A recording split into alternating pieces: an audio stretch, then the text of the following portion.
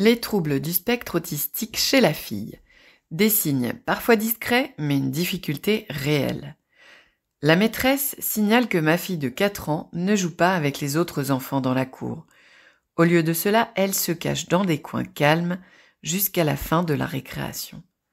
En classe, elle travaille bien et reste discrète. Cependant, le soir, elle fait de grosses colères, difficiles à apaiser. Elle parle très bien. Elle a le vocabulaire d'un enfant plus âgé, mais ne peut pas expliquer ce qui la bouleverse ou bien raconter sa journée, contrairement à son frère de 3 ans. L'autisme. L'autisme est un trouble neurodéveloppemental. Il est caractérisé par des difficultés dans la communication sociale, des comportements et intérêts restreints et répétitifs. Actuellement, les critères de diagnostic reposent sur des recherches conduites chez les garçons.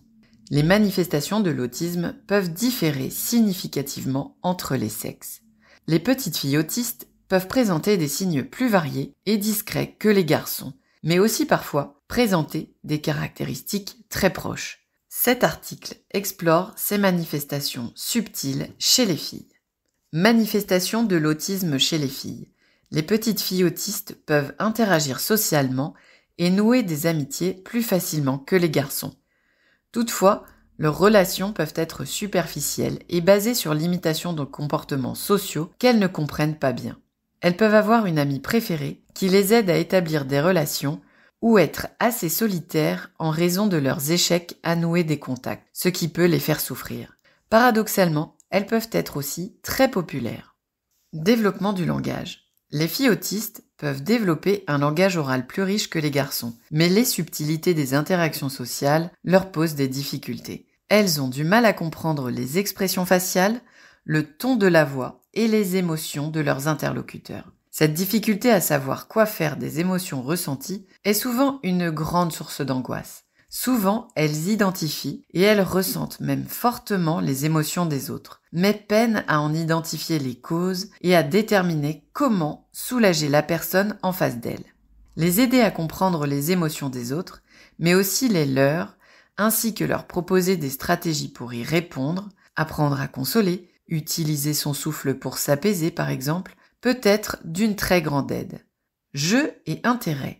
Les intérêts des petites filles autistes sont souvent plus classiques que ceux des garçons. Poupées, chevaux, livres. Bien qu'elles puissent avoir des jeux imaginatifs plus élaborés, une observation attentive révèle des routines et des scénarios répétitifs. Elles peuvent être plus souvent soumises à une hypersensibilité sensorielle, rendant difficile de supporter les milieux agités et bruyants comme les cours de récréation ou les cantines.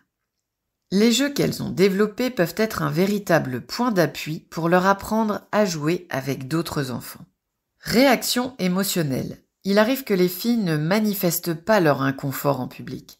Souvent hypersensibles au bruit, au toucher, en difficulté pour comprendre les interactions sociales, d'autant qu'elles sont nombreuses, rapides et dans des groupes, elles prennent sur elles pour se conformer aux attentes sociales qu'elles connaissent. L'épuisement occasionné par ces efforts peut engendrer des décharges sous forme de colère impressionnante de retour à la maison. Elles peuvent aussi présenter des particularités alimentaires en lien avec leur perception sensorielle, impactant leur santé.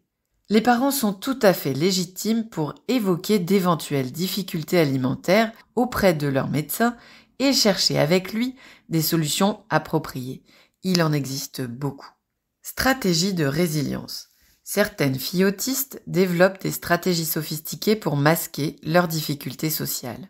Par exemple, elles peuvent s'entraîner à exprimer des émotions devant un miroir ou répéter des dialogues de dessins animés dans leur vie quotidienne.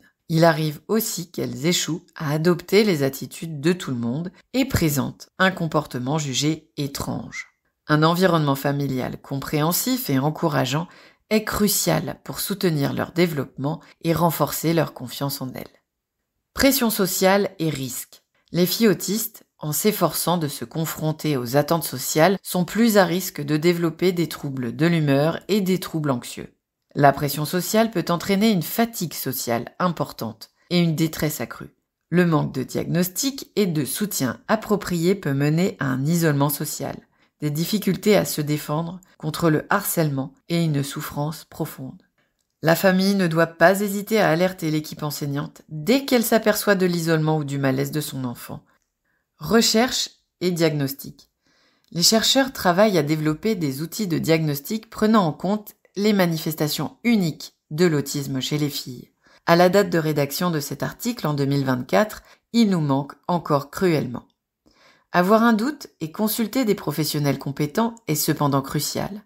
Bien que le doute diagnostique puisse persister, les interventions précoces centrées sur la communication et le jeu améliorent les résultats chez les filles, minimisent les défis sociaux et renforcent leur confiance et leur bien-être. En effet, les signes identifiés indiquent où la fille a besoin d'aide et où on peut intervenir pour en réduire les conséquences pour elle.